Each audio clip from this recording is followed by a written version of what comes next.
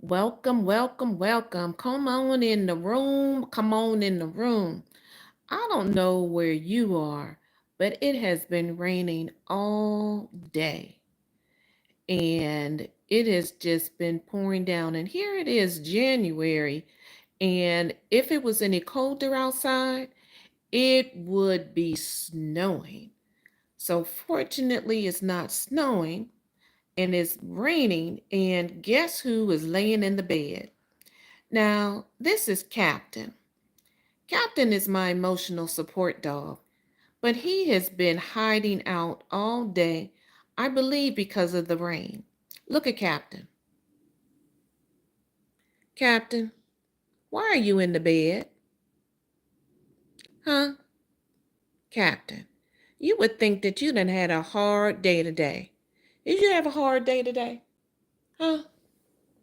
You had a hard day today? Look at Captain, y'all. Were you snoring? Captain. Captain. Captain.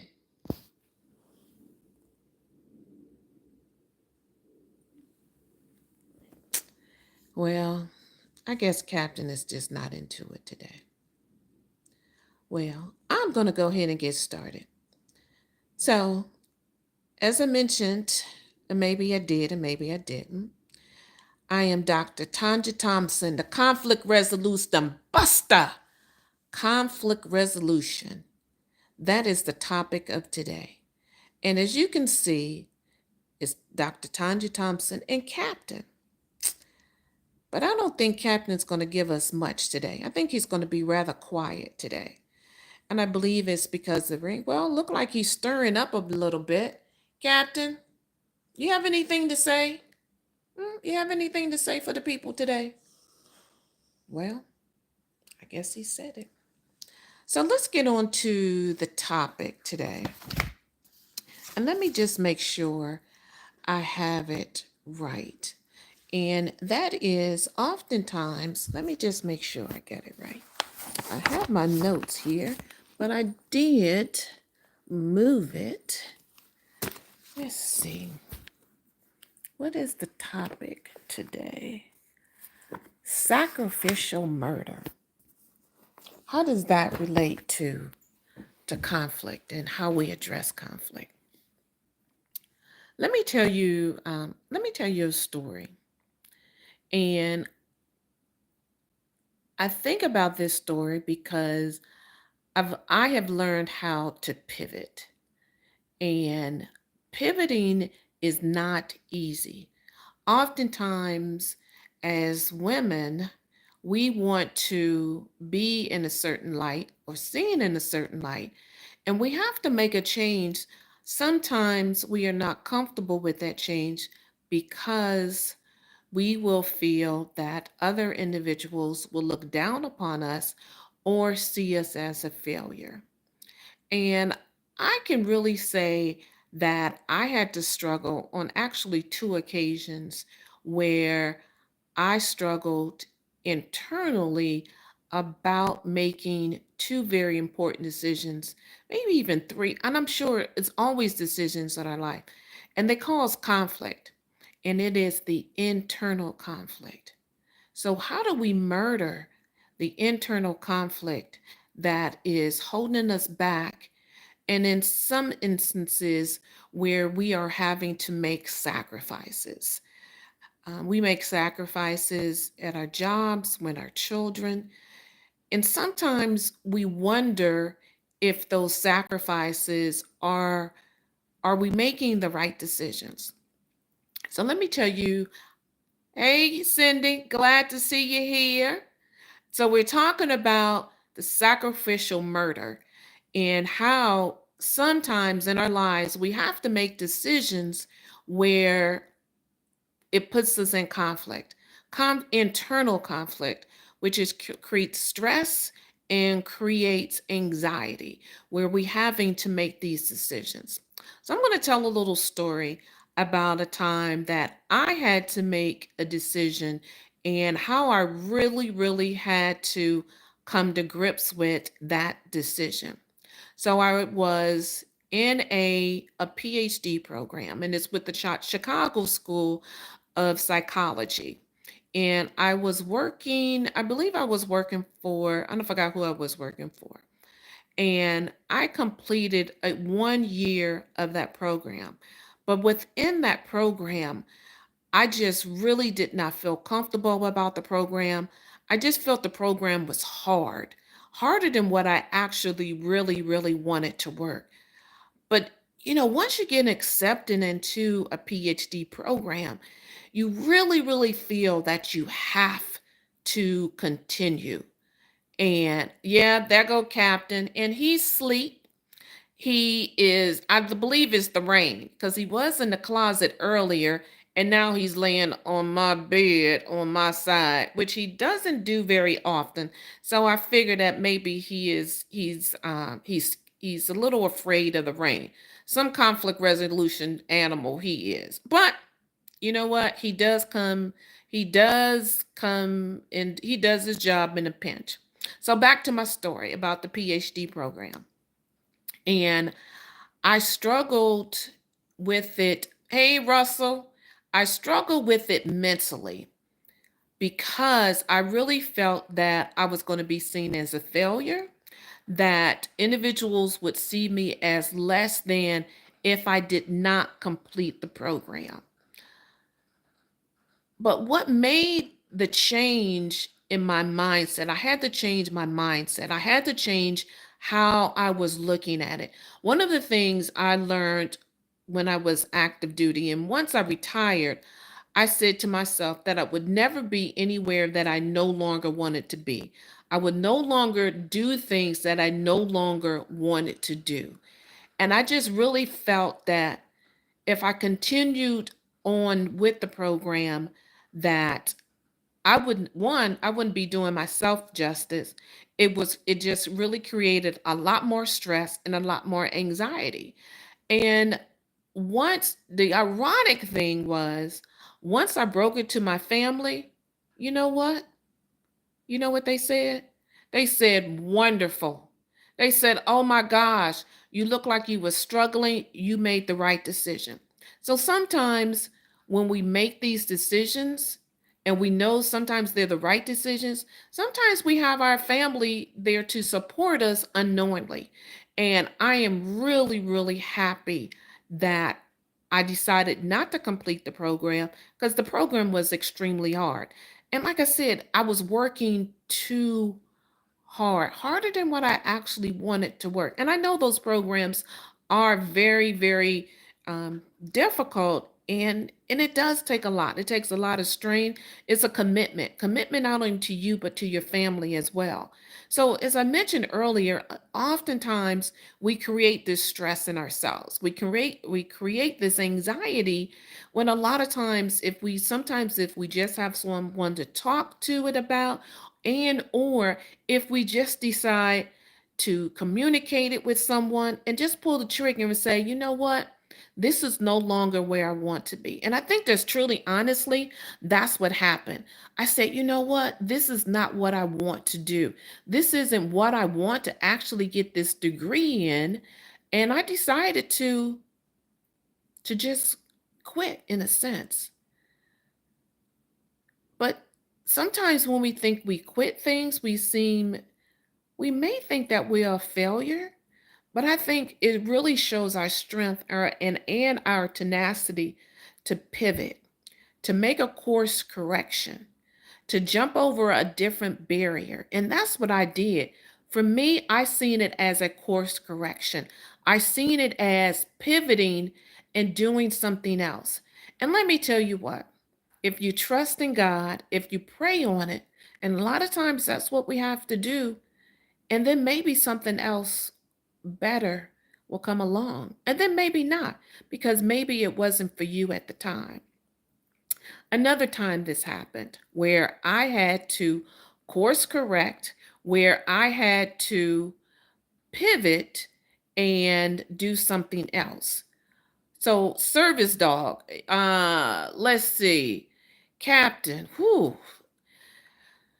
service dog, service dog, service dog. So, Captain is the service dog because I am a disabled veteran. So, I am a 100% compensated veteran I'm a retired Air Force. And when I retired, I was talking about anxiety and stress earlier. Well, another thing that comes with that is PTSD, which is post traumatic stress syndrome. And I realized that I needed that extra support. And that's what Captain does. Captain, when I'm feeling stress or when I'm feeling anxiety, a lot of times he'll just come and he'll put his head on my shoulder. Well, not my shoulders, put his head on my lap. And that is a trigger for him to let me know that, hey, maybe you're feeling a little stress, maybe you're feeling a little anxiety. And it really, really helps. So, a lot of times you'll see individuals with their service animals, they'll have a vest. He actually has a vest as well.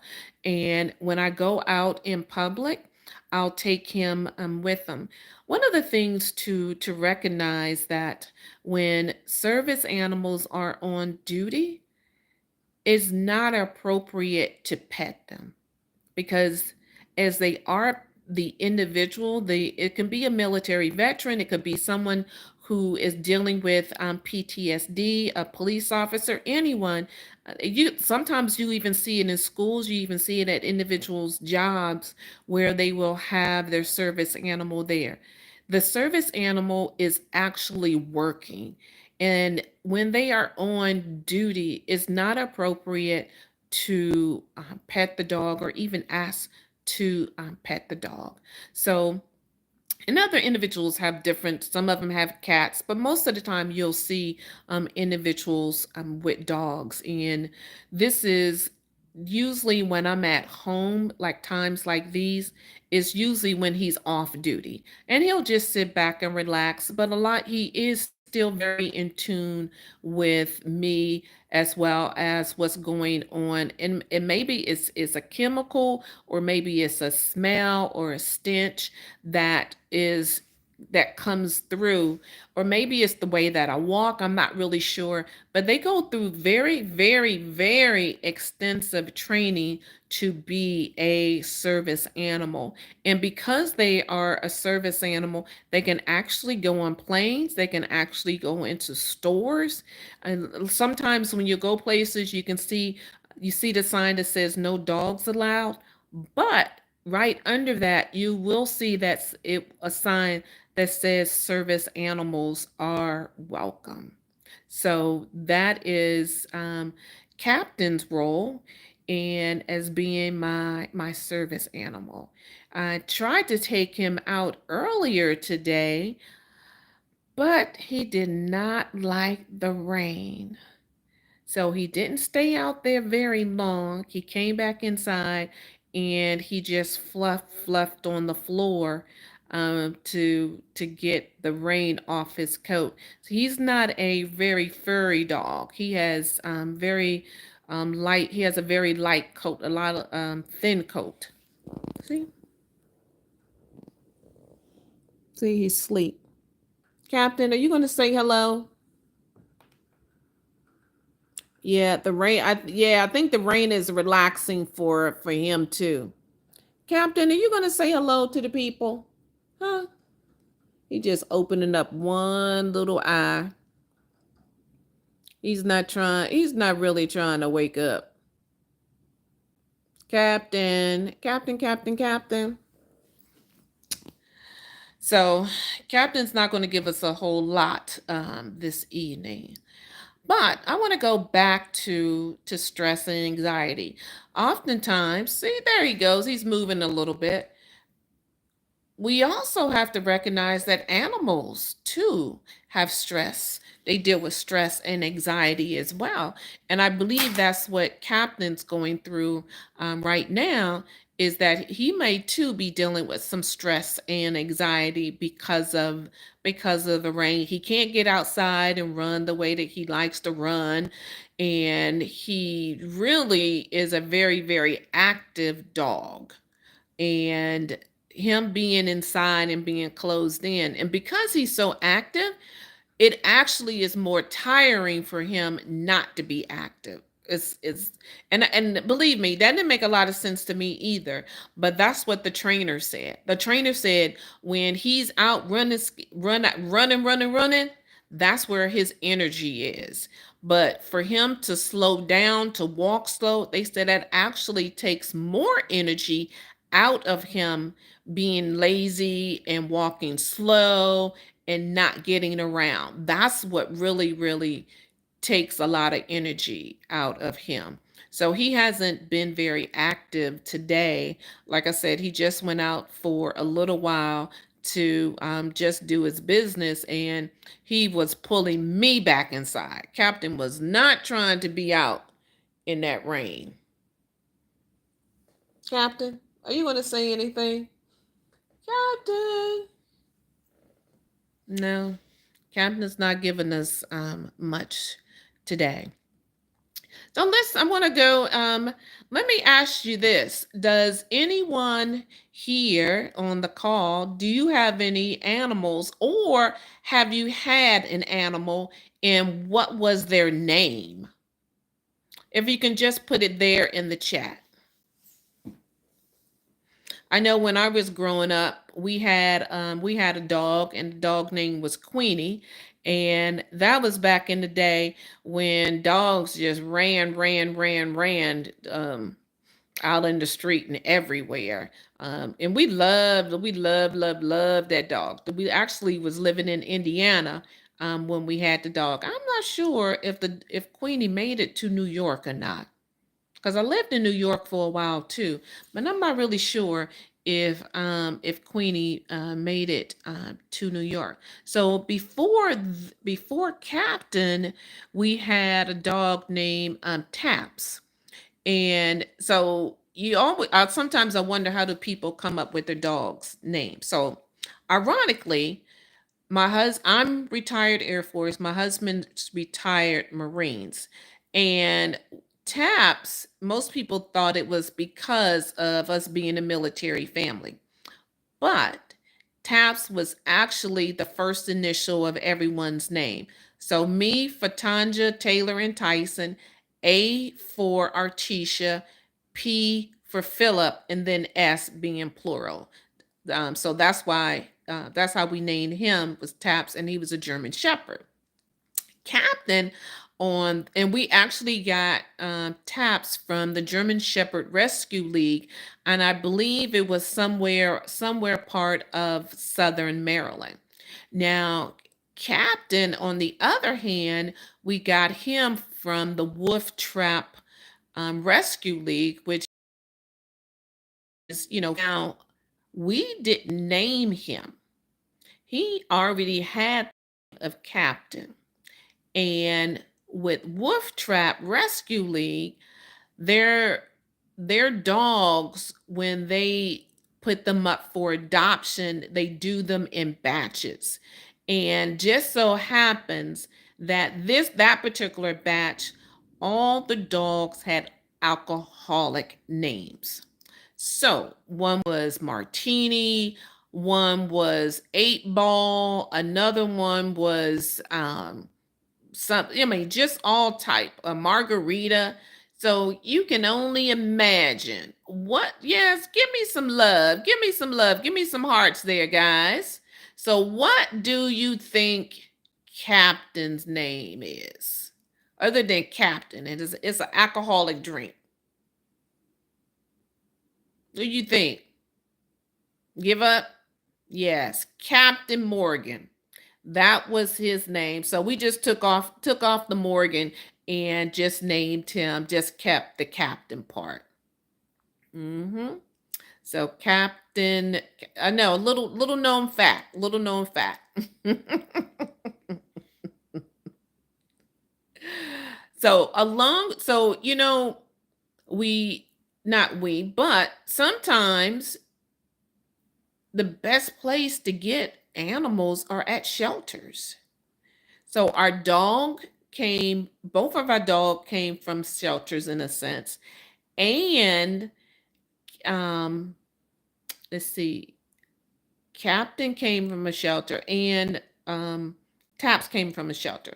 But there's other places. Oh, so what I was saying, that was that mental pause, that mental block. We also have a cat, and our cat is named Sam, and we actually got him from a shelter. Yeah, so believe it or not, Captain and Sam gets along fairly well.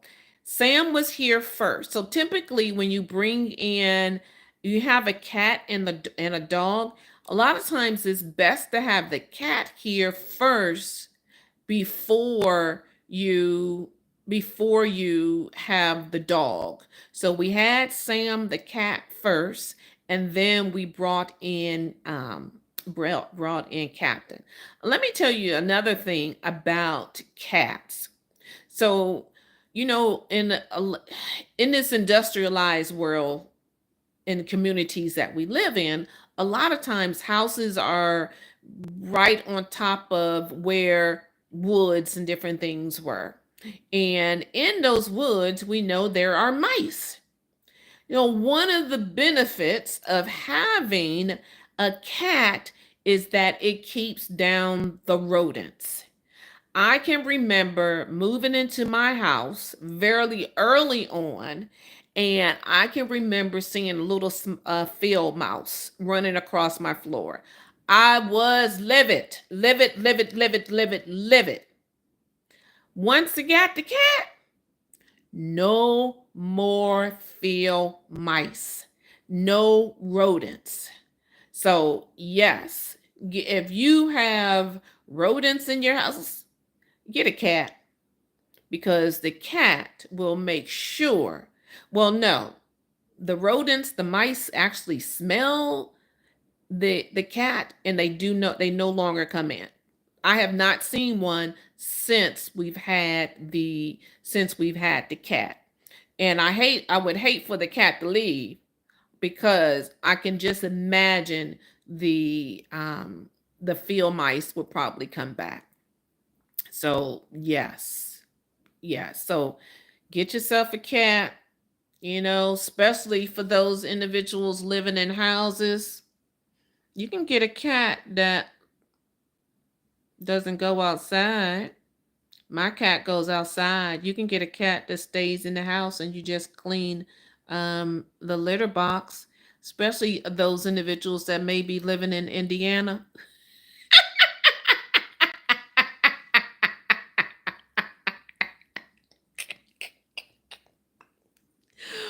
Woo! Wait, oh, wait, oh, wait, oh, wait. That maybe, it'll keep out some of the other things that is flying around. You wouldn't listen. Hmm. Let a bird fly around in here with a cat. No way, Jose. No way, Jose. It wouldn't happen. Them birds would not come back no more, or anything else that's flying. Best believe, best believe, best believe, best believe. Mm-hmm. See what he doing. Sometimes I think that is his permanent residence. But, sometimes it is what it is. It's going to be what it is going to be. So I didn't see, did anyone have any more questions about a service animal, about where you can get one other than a shelter? Does anyone even, you hear, back in the day, I can remember individuals talking about, hey, such and such just had a litter of dogs, or a little litter of puppies and litter of kittens. I don't even hear, um, yeah, I remember that pit bull.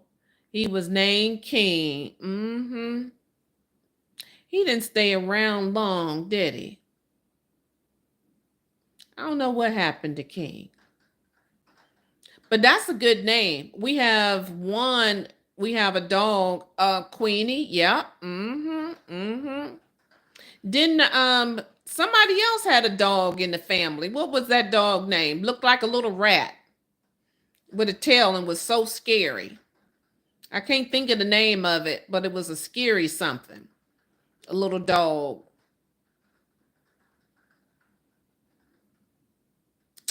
Mutt, a mute.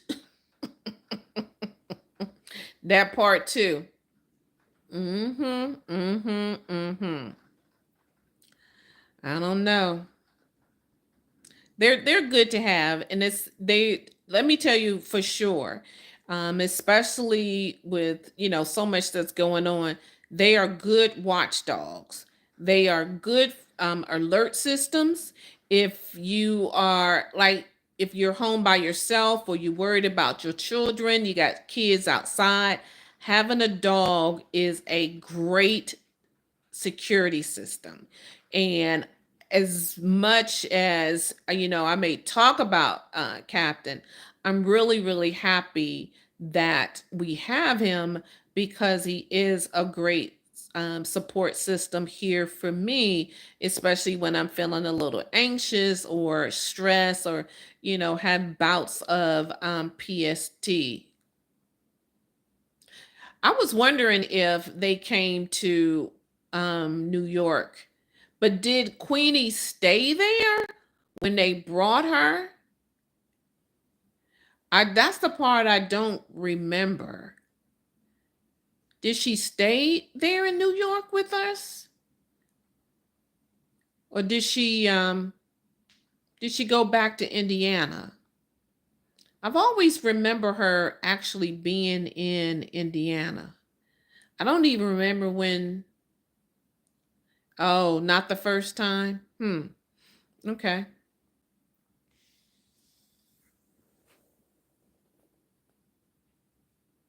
Captain.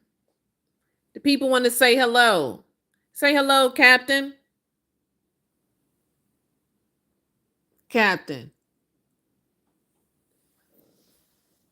Captain's not even responding today. Look at him. Hey, Captain. You going to say hello?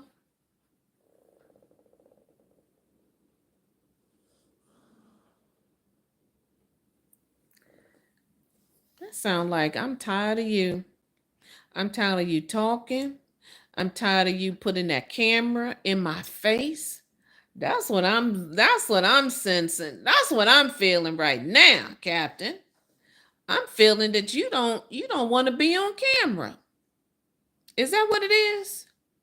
Mm, mm. Ooh, Lordy Jesus, Lordy Jesus.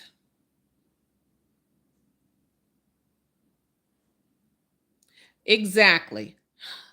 He breathing like he doing some work. Oh, you know what? And I haven't done this today. My name is Dr. Tanja Thompson. I'm the conflict resolution buster with Captain. One thing for sure and another thing for certain. Conflict is inevitable.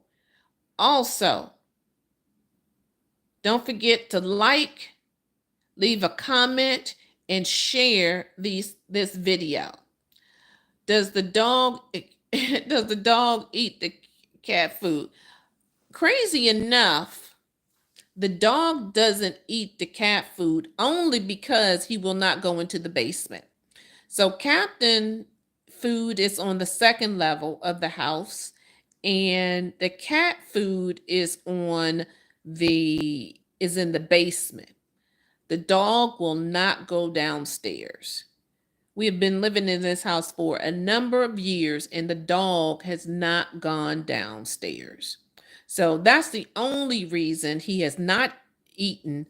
He doesn't eat the cat food is because he won't go downstairs to eat the cat food. That's the only reason. But other than that, he would eat the cat food. And I truly listen. Y'all send a message on this for individuals that are watching. that the dog does not need to eat 3 and 4 times a day. I have him on a schedule. My significant other, not so much. He's just like his daddy. He wants to feed him throughout the day, give him snacks, and give him all other kinds of food. And I'm like, why? Why? Why are you feeding him all the time? He's already overweight. And the veterinarian even said that he's overweight. He's like, Mr. Thompson, you need to stop feeding the dog so much. He's overweight. Of course, Mr. Thompson didn't believe the veterinarian. Go figure. But yeah, he is a little overweight. I feed him twice a day, and recently just went and got him some fat dog food so that he will eat, hopefully, maybe eat a little less, or it doesn't have as many calories in it. So that's a good thing. Yes, that's a good thing. Well, I want to say thank you so very much for joining me this evening and every day for the month of January. Air quotes, hopefully that's happened at 7 o'clock. Please join me for another episode of Dr. Tanja Thompson, Conflict Resolution Buster and Captain. Please like, share this video, and as you are scrolling through, please leave a comment and let me know what are some of the topics that you would like to hear me talk about as it relates to conflict resolution, conflict management, being a dog owner, as well as how do you manage, all these different things as it relates to stress, as it relates to anxiety. Truly, truly, truly reach out to me and let me know what some of your thoughts are.